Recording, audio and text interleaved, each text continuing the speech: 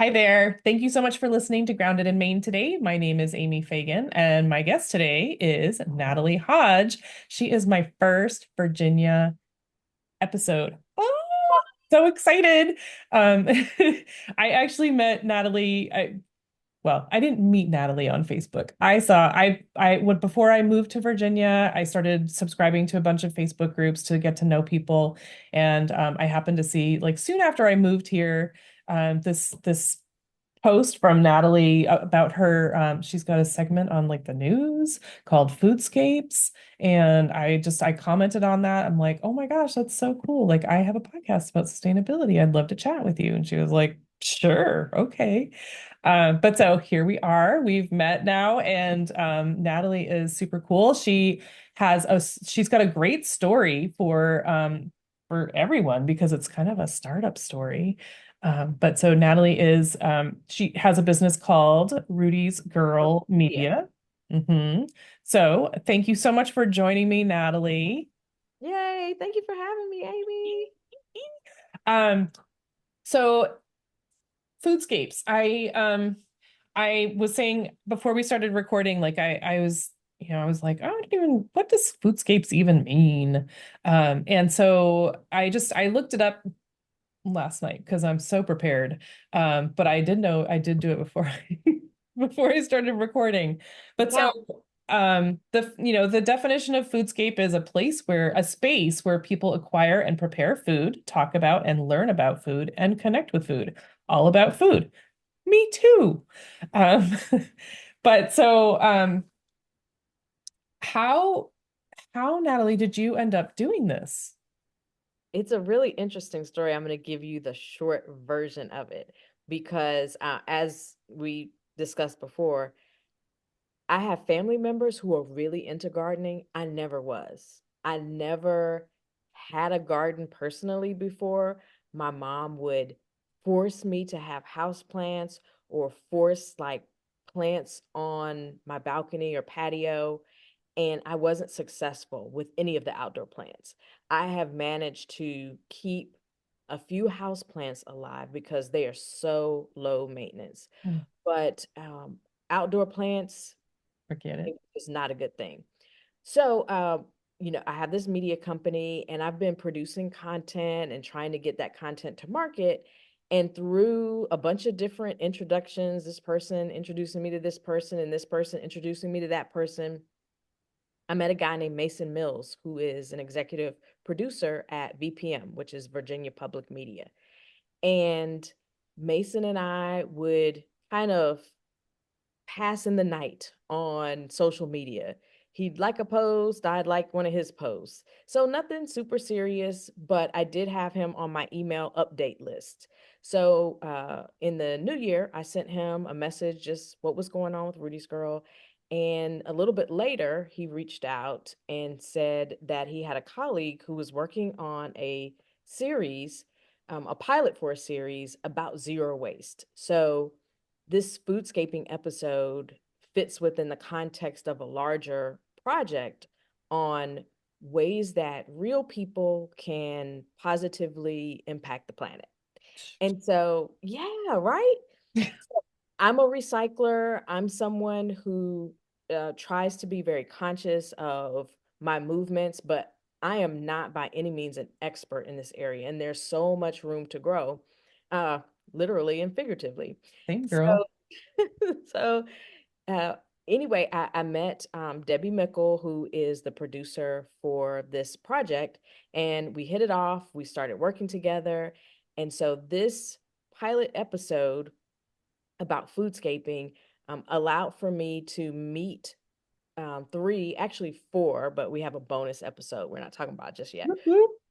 Three different people in pretty much the Richmond, Virginia area to share with me how they're growing their own food, what their process was, some tips and tricks. And in each segment, they would gift me a plant that I brought back to my balcony. And so through this process, because I'm a little bit competitive and I didn't want to be embarrassed, I said, let me lean into my green thumb, which I didn't know I had. And I obsessed over these plants. I really did. I locked in on like making sure these plants survived. And for the most part, all of them did. I had a couple of things that didn't work out, but it was overall a huge success. And my mom was actually very envious of this balcony garden because she had some of the same plants that did not survive in her traditional garden. So there's that. So, yeah, that's how it all got started with That's me. awesome. I Yeah. love that so much. And so it was really your competitive nature that, and I would be the same way. Like, someone is gifting you something, you want to make sure to take good care of it, Yeah. right? And, it would really suck if it died. Like, you should not have given me that. Yeah, and I knew there would be some update element to it. And then people would see the episode and say, like, oh, okay, how are the plants? And I didn't want to say they have all perished. Oh, it kicked Because, off a mm, long time ago. yeah, yeah. So I had good reports, and I was really proud, even beyond just doing the show. I was really proud of the plant's progress in eating the food from that was the highest point of gratification. I probably had a grand total of like 4 or 5 strawberries that came off this. Doesn't matter.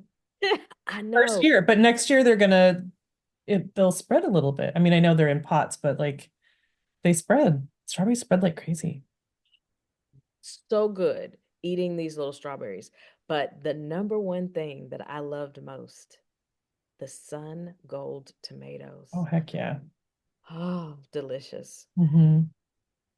Mm, I love it. That's so awesome. I mean, it warms my heart. But I love when people discover gardening and how, just the beauty of it. And, you put so much into it and then you get something back and it's so gratifying, like you said.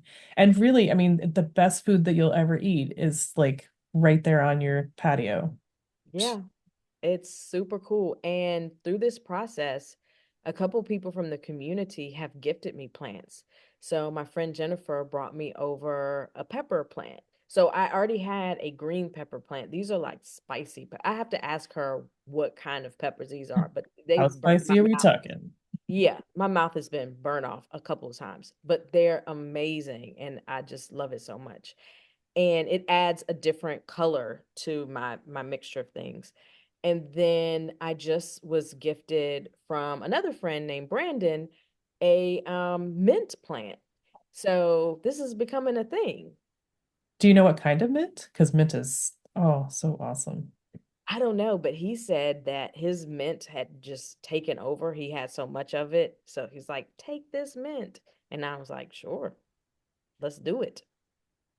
Mm, yeah, mint is awesome because it is hard to kill.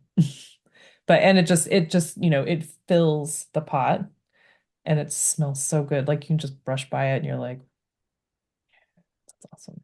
I The would love, smell of it, of all of the plants, really was an unexpected reward. Like I would be working with the plants and touching them, and then I'd smell my hands, and it smells so good. so fresh. Like, am I being weird? I love I it. I do it. I totally do it. I brought some, I can't remember if I told you this before, but I brought some mint from Maine to plant in my yard because I want it to grow. I want it to spread. I want it to be everywhere. Like if I walk through the mint or if somebody mows it, I don't have a mower. But if somebody mows the lawn, it'll smell like mint and it's just so insane. It's so good.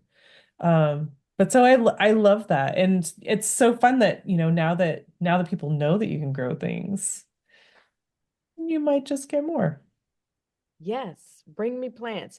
Although my husband, at a certain point, kind of gave me a little side eye.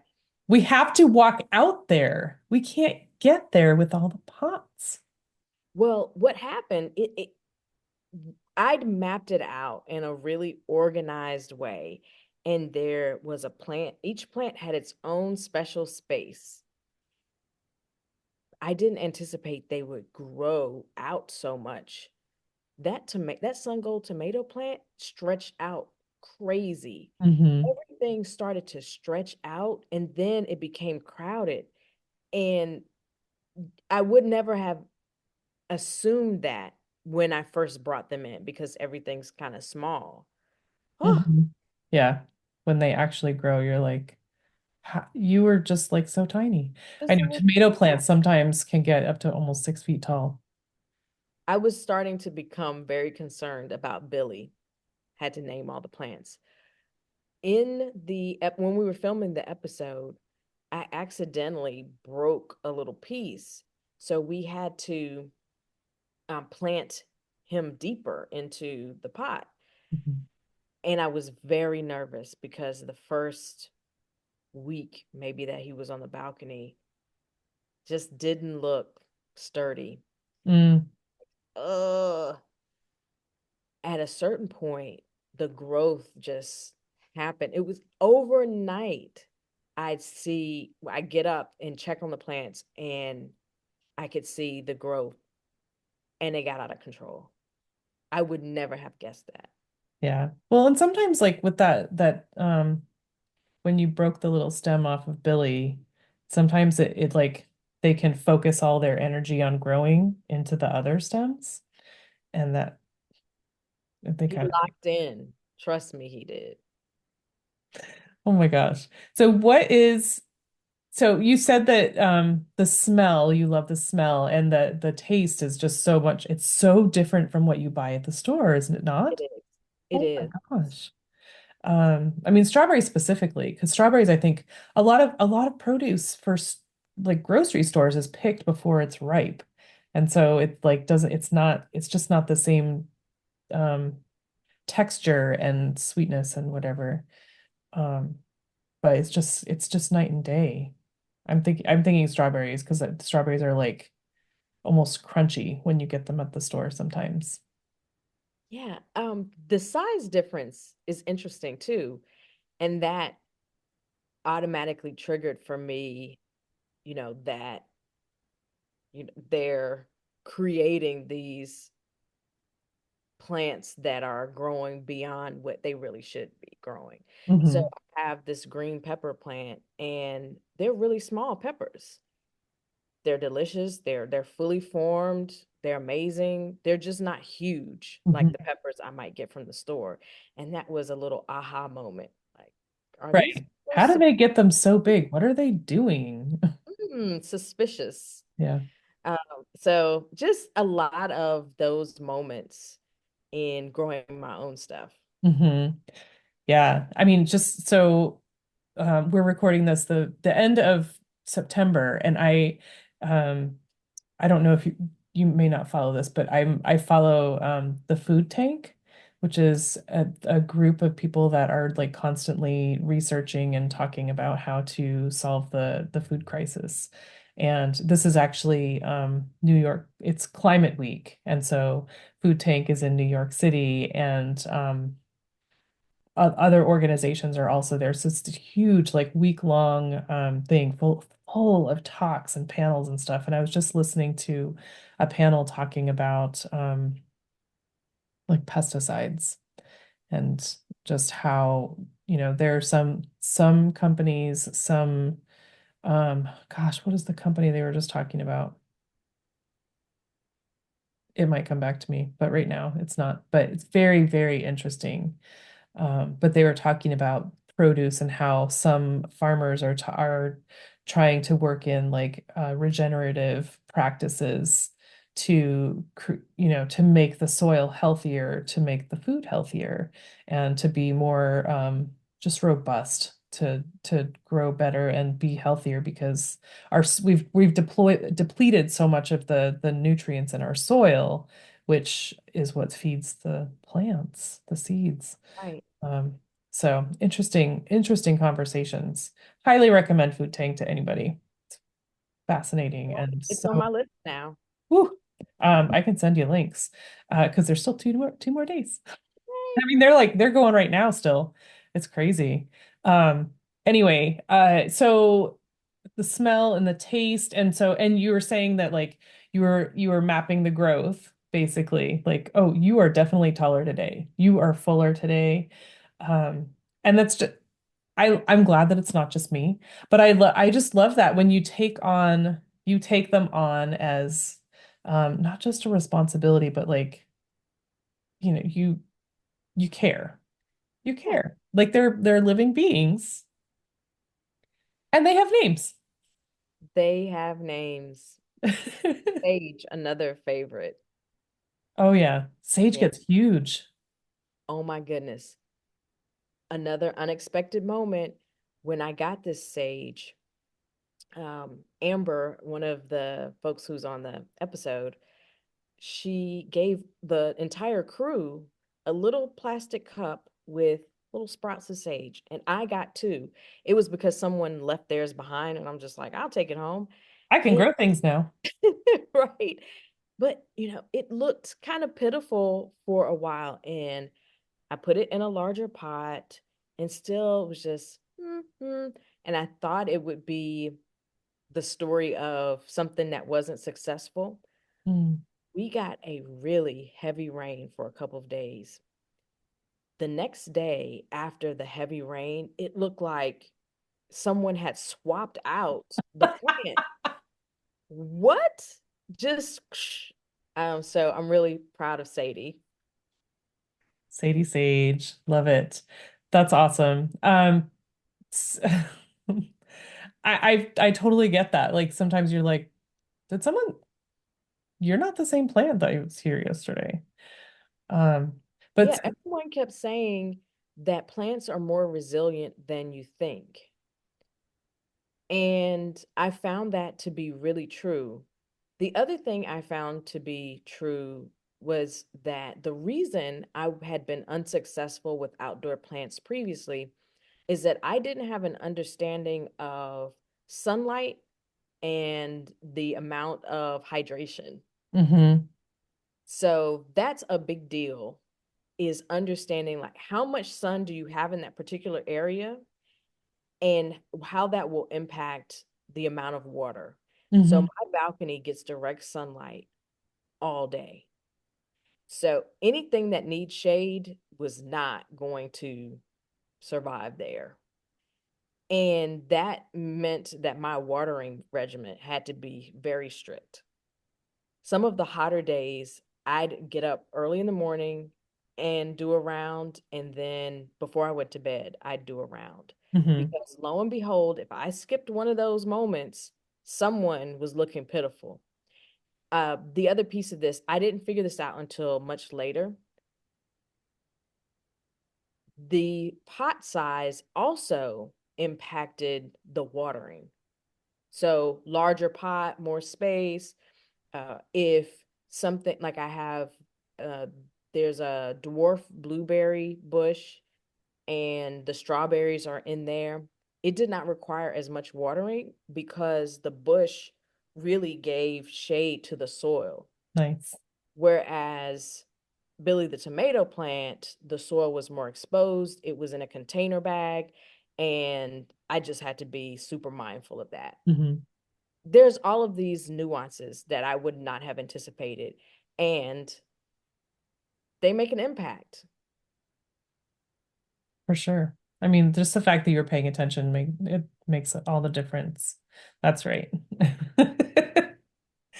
But so you're part of a news you've got a segment on it's a news program, right? So it About zero waste?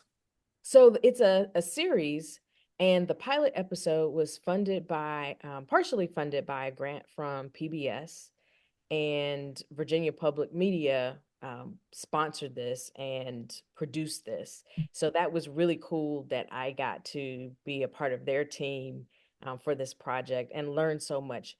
Super amazing group of people. Please support Virginia Public Media because they have some incredible content, such a Mhm. resource in our state. And so the series will continue, and we're kind of in conversation now about the next episode. I cannot reveal any details, but I got to bump into Debbie Mickle yesterday, and we're plotting on what we'll talk about next. So it's really fun to continue the conversation. It won't be about foodscaping, but we do have that bonus episode that will come out at some point that shares another side of foodscaping from someone who is a master gardener. And she has a really, really cool spot in Richmond. So Mhm. that's more exciting news. Oh my gosh. Folks, keep your mouth shut. These are secrets, secret stuff. Secrets. I know, I know. I feel like Debbie's gonna say, Nat, hush. But so I won't say too much. Oh my gosh, that's so exciting. Oh my goodness. Uh yeah, so I mean, have you been part of the zero waste program? Like, Oh, this is all new and exciting. Um, I started joining Facebook groups around zero waste once we started working together on this because I wanted to find out more information. Even as we were building out the foodscaping episode, we'd have producer meetings and we talked about a really cool person on the digital team named Jordan would say, look to see if there's a like Facebook, local Facebook groups where people are trading things so you don't have to go out and buy pots or seeds. Um, and I joined a Martinsville based group that shares, free stuff that you me can too? get. And then I started to look up uh, alternate kinds of pots that you can use and DIY things you can use to build out your own pots. Now, I'm not very handy yet. This could be a new skill set I discovered, just like I discovered Right? gardening. But I felt like, don't do too much, Nat. Let's not start building out pots and then you can't keep the plants alive. So I got a lot of my pots from my mom. She just had leftover pots from previous years in her, basement, and I was able to not have to get new things. A couple of things I had to get new, but for the most part, it was, stuff gifted to me. So Hmm. that was really cool to think about. Not only am I planting these things that are healthy for me, that are great to attract pollinators. There's so many benefits to gardening. I'm also thinking consciously about not creating waste by getting additional stuff. Hmm. Awesome. That's so great. I mean, I think I was telling you this before, like when we met before. So my home has this like naked, huge front yard. And so I'm building my food forest a little bit at a time. And so every week I go to the farmer's market where we'll run into each other one day. Yeah. And there's a nursery there, the Snow Creek Nursery. I pick up something almost every weekend. So last weekend I picked up a grapevine. Very excited. Concord grape even. But and I picked up like a hibiscus and coneflower and also last week I got self-heal and plantain, so some like herbal stuff. Yeah, I'm very excited. And I bought strawberries a couple weeks ago, so I planted a bunch of strawberries and some catmint. So um, now I just need to I'm also not handy at all. I'm finding this out living by myself. Not handy at all. Like I have a wasp in my house. I was like, I have to call somebody because I'm scared it's over my head and I'm scared I'm gonna miss it and then it's gonna come after me. Oh, But I need to build a big raised garden bed so I can put my vegetables up. these are the projects. I have someone who might be able to help you. Oh my goodness. Yeah. Hook a It's girl not up, me. It's please. not me. I, I'll just say Sometimes people say that and you're like, oh, thank you. It's you. Mm-mm. I just, so. Yeah, I mean, I'm just fine. The grass is so I have a shovel and it's a new shovel, so it's a little bit pointy, but it still has a hard time getting through the grass. The grass is like intense. Saint Agatha grass is what my plant app keeps telling me it is, and I've never hmm. I don't know if that's different from other grass, but I have a hard time digging holes. Oh, I also got lavender. I've got some lavender. Oh, yeah. There are some great lavender farms in the region. Yeah. So I'll forward you that list. That sounds like a plan. Yeah, Hmm. I heard there's I just saw a thing about a sunflower farm too. Oh, yeah. Yeah, absolutely. Hmm, It that's exciting. Virginia has many surprises. I'm finding that. I'm Yeah. excited. Welcome. Welcome. But so yeah, Natalie lives in the town next door to me, which is very exciting. And she lives right near the farmer's market. So one day we're gonna run into each other if we are there at the same time. I know. I know. The past couple of Saturdays, your early arrival time and my sleep schedule did not align. So there's that. Yeah, But one day, true story. Yeah. All right. I want to hear more about this zero waste program though. Do you it's through VPM. yes. Okay. I'm gonna have to So look that it's up. specifically through the Science Matters division of VPM. So there's a focus on making sure that things are scientifically accurate, that and there are fact checkers and experts who look at everything that we're saying in the project, and any of the pop-ups you might see, they've been checked and verified. But the project is also really about making this topic accessible to the layperson. And, that's where I come in because I am the layperson. They So let me talk to people because I am the people. I am the people. So when I'm asking questions, it's not rhetorical. It's like, I need to know this stuff. And what I love about it is that I think there are a lot of people like me want to do something good for the planet, have an understanding that, humans make a huge impact Mhm. on, our planet's health and wellness. And some small changes, some incremental changes can add up to some big impacts. And it's about understanding, being mindful, changing behaviors one small process at a time. It's not thinking about it in this way that one day I'm operating in this fashion and the next day I'm completely different. Those aren't long lasting changes. But when we can say, all right, now this year I have a balcony garden. Next year, and this is actually on my list, to have some type of rain capture system, because in the hotter parts of the summer, I was watering a lot, and Mhm. I kept thinking, oh, I need something so I'm not using like fresh water. I'm capturing the rain. So these are the things. If each year I can make one change, that's a big deal. That But is I need to know the information on how to activate in that space. And sometimes the internet can be confusing and not personal. You get conflicting information. It doesn't feel human centered sometimes when you're reading articles. totally. But this is a very accessible kind of project because I am 100% myself. So there's no one who watched this and said, "Oh, I didn't get that was you." No. If you know me, all of the weird humor that they allowed to stay in the program, that's me.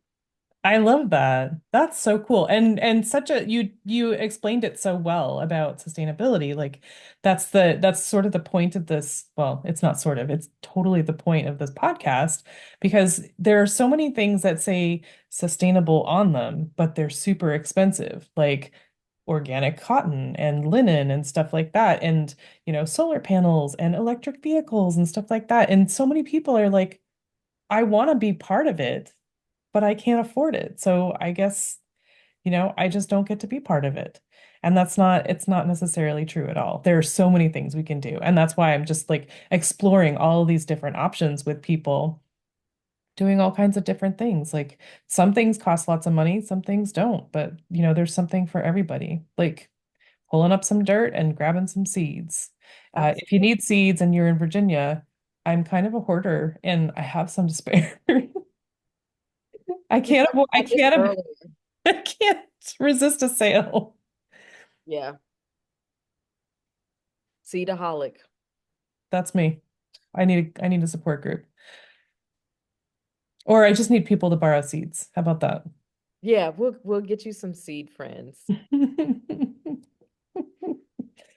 But yeah, it's so I love the way that you explain that. And it's so great that that the VPM is that organization is trying to make it more accessible to people. And I'm so glad that I'm here in the state that's doing that. Yeah, yeah. It's I can't say enough about this team and the ways in which they care about making sure we have accurate information that is grounded in humanness. So again, sometimes you'll get into stuff and it feels like it's talking way above you, and then you're out of it because it's too sciency. Hmm. And there's a value in understanding how it all works at the highest level. Sure. But at some point, you have to get back down to what can I do today? And that's what I love about the Zero Waste series. It's all about what can I do? And I'm actually doing it in the show. Awesome. Oh my gosh. I'm so excited to look into that more. Uh yeah, so I mean, oh my gosh. I forget what you had called your what you wanted to talk about on here on the guest forum, but it was like adventures of a the mishap. Oh gosh. But Oh it was, no, I forgot it too. It was misadventures of something, but yeah, yeah. I wonder if I can find that. But that was so very clever. Very clever. maybe misadventures of a first time gardener. That could That have been might it. be it. That might be it. Um, oh, there you are. Right here on my thing. The Misadventures of a First-Time Foodscaper. Ah, yeah, we were close. Yeah, well, you were close. I had nothing. I I was was giving us credit as a team. cool. I appreciate that.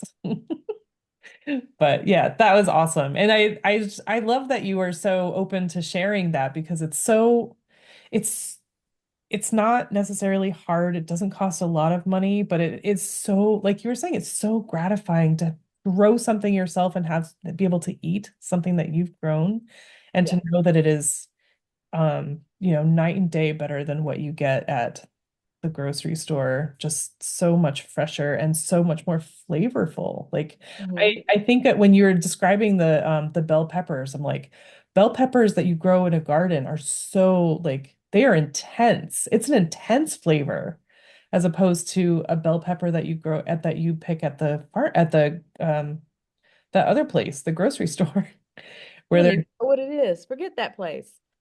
wow. But it's so true. I mean, you've had them from the grocery store, right? And then the ones that you've grown are just like they're like punchy. Yeah.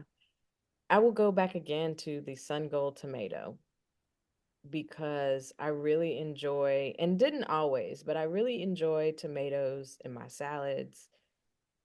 And this tomato, I remember the very first one that I was able to eat. It tasted like every tomato I'd ever had compressed into one, like all of the flavors. It just was in my mouth, like exploding. It was so good. I could not believe it. And Right. And sun golds are tiny, so you can eat the whole thing and then it literally does explode in your mouth. yeah, it's It's so so good. exciting. So then I had friends and people who walked by that I knew. And I'm like, have one of my tomatoes. And one of my mom's friends was visiting a salon that's a couple doors down. And she came out and she said, "Oh, is that your tomato plant?" I'm like, "Yeah, let me get you like a little bag of tomatoes." I was so proud that I had something to share. I'm the person who comes to your house and you're like, "Oh, yeah, let me give you what I have." I've never been able to give anyone something that I've grown. That felt so good. But yeah, it's a completely different feeling all around. The Mhm. the taste is great, but there's a feeling behind it too. Yeah. Is there are there community gardens here?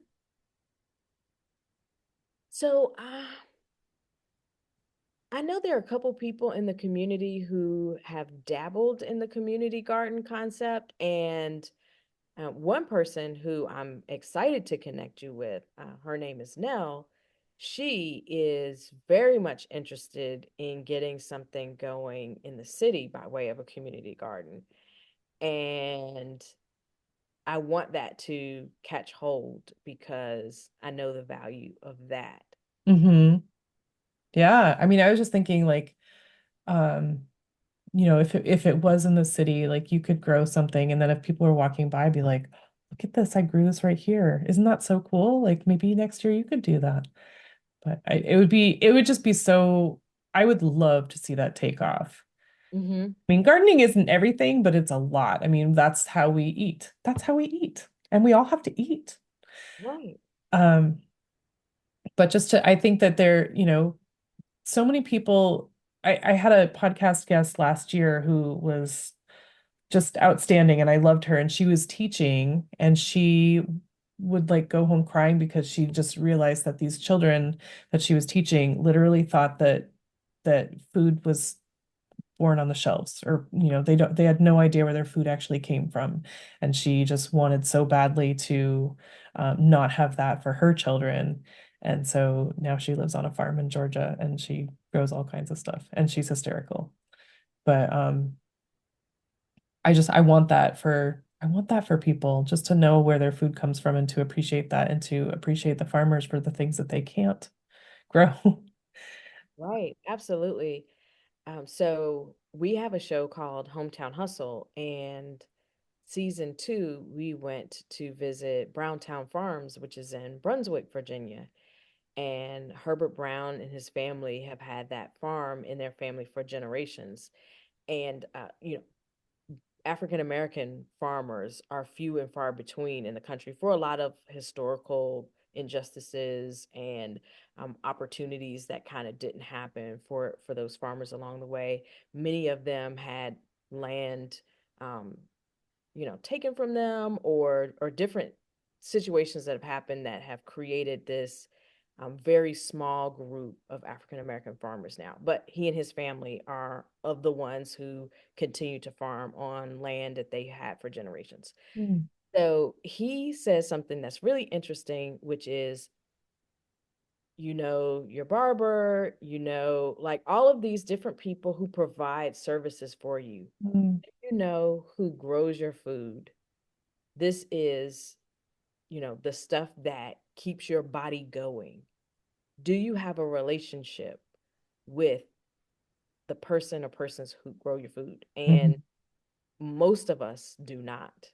Right. So that gave me pause because there is nothing more important than what I'm putting into my body. But for the most part, it's just left to chance, right? So Yeah. doing these small things. Now, my balcony is not big enough for me to be able to eat 365 Yeah. just from balcony food. However, these small things and additional things that I've been thinking about. Oh. Yeah, I know. How can I have planters kind of on the exterior of the balcony to grow things? Like, I'm thinking of new ways to expand the space. But even if I totally maxed out the whole balcony area, Right. I would not be able to eat all year on that food. But if I can eat something every day from the balcony, that's a win. Yeah. Absolutely. Do you have like windowsill gardens, windowsill planters, or those? I mean, maybe you could do like tables and stuff and like do layers, like levels of plants. Yeah, see, these are the things.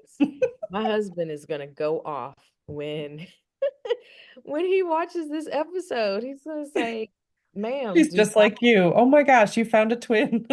do not bring more plants." But I'm Don't saying give her ideas. we have a vision for this. Just wait. When But you're gonna say, sorry, this is not an exit. You have to use the other door. go around the other way. You're impeding my plant You're space. crowding my plants. Yeah, shoo, shoo. Oh my gosh, that's so awesome. Um, I can hear that conversation almost.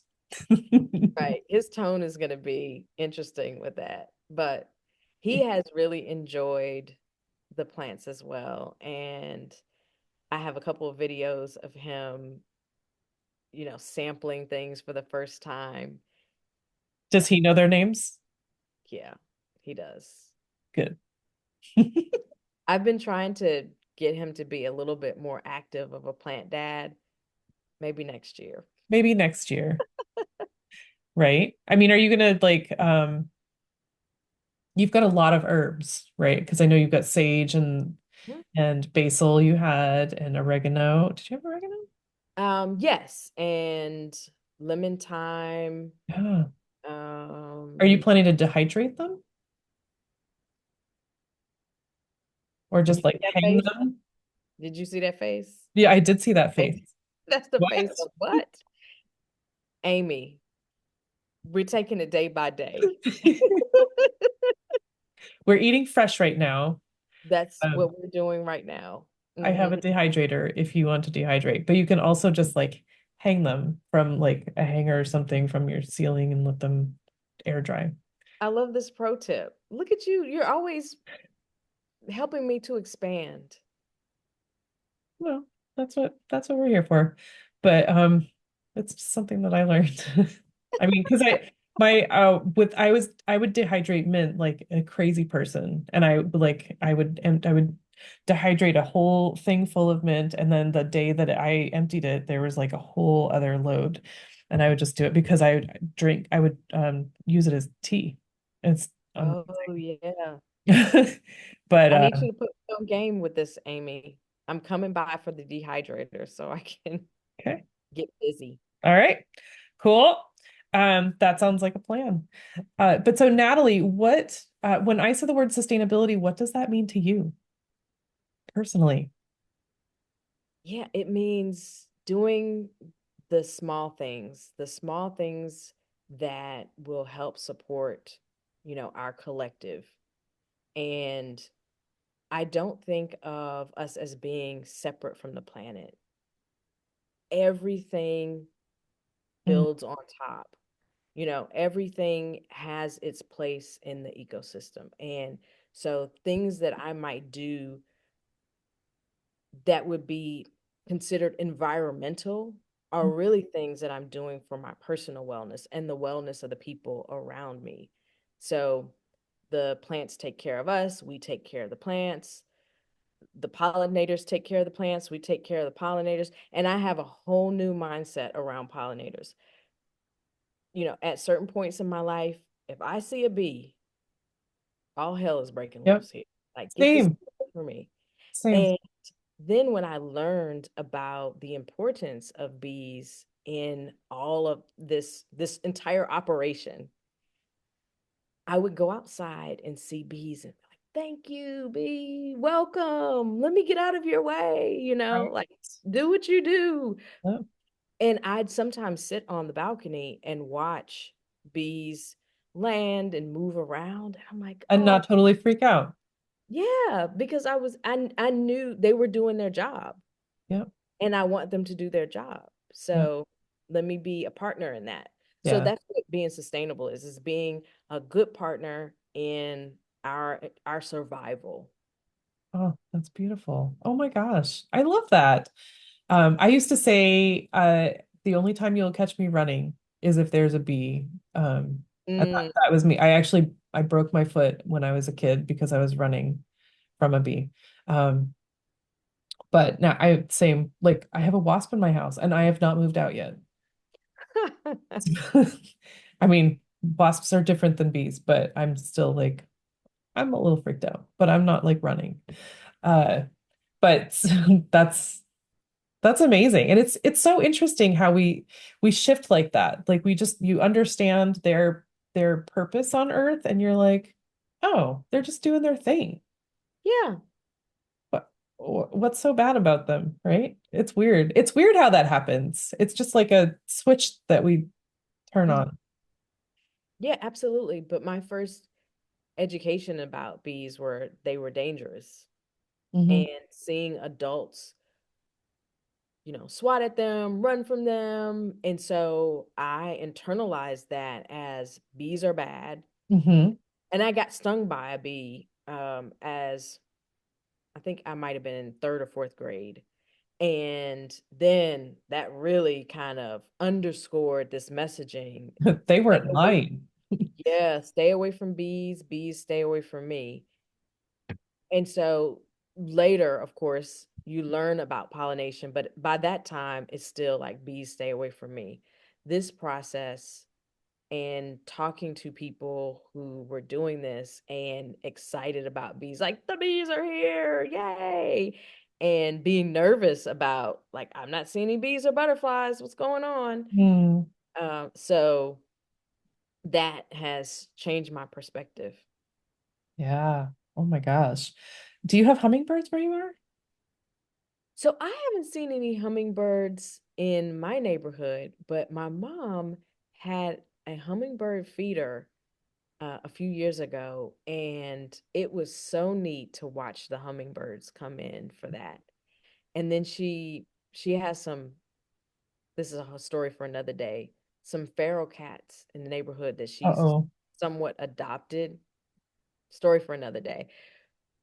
But she took down the hummingbird feeder because the cats were then trying Yeah. to attack the hummingbirds. It created a disaster. But yeah. Oh gosh. Yeah, I have four or five around here, and they're just crazy, like dive bombing me in my carport and stuff. It's wild. And I've never been that close to them, but they're like the first couple weeks or maybe 3 weeks, they were like, "Are you okay? Are you okay?" But I kept filling the feeder, and now they'll just hang out while I'm there, which is awesome. I love it. Yeah, I love it. It's so relaxing to just hear that. Zzz. Yeah. Yeah. Awesome. So Natalie Hodge, how can people find you and follow your misadventures of a first time foodscaper? Yeah. So definitely find me on social media at Natalie K. Hodge. And my company is at Rudy's Girl Media.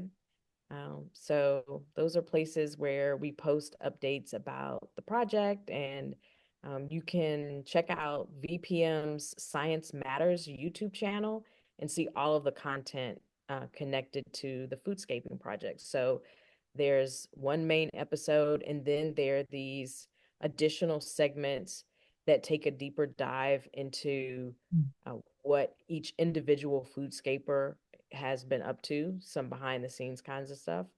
And check out when that rolls out the bonus footage that will come out. And it will also be on VPM Science Matters YouTube channel. So cool. Yeah. So cool. Oh my gosh, I love all of this. I'm so excited. I'm so excited to learn more. Yeah. I'm excited for you to teach me how to dehydrate now. Lots of things. Da-da-da. Lots of things. Awesome. So Natalie, thank you so much for joining me today. I'm so thrilled to learn about your story and encourage the folks in Southern Virginia. Yeah. Whoop whoop. Um, cool.